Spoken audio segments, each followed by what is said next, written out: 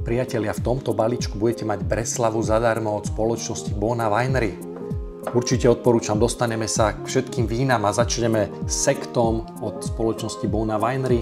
Je to ročníkový sekt, ročník 2019, vyzrieval 48 mesiacov na kvasinkách, takže vlastne priamo vo flaške. Určite odporúčam ročníkový sekt, ročník 2019.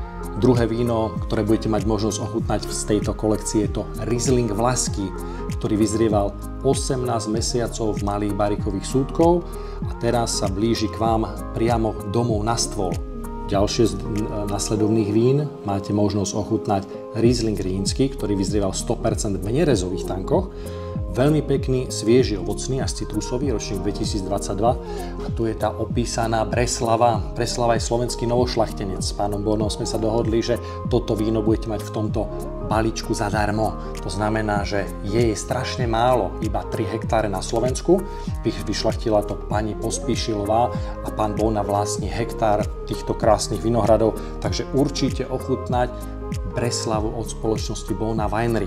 Bertolan Bona, ktorý je majiteľ tejto spoločnosti a vyrába 20 000 fliaš, určite vám odporúči aj inšpiráciu biele polosladké víno, ktoré sa skladá z tramínu červeného a muškátu.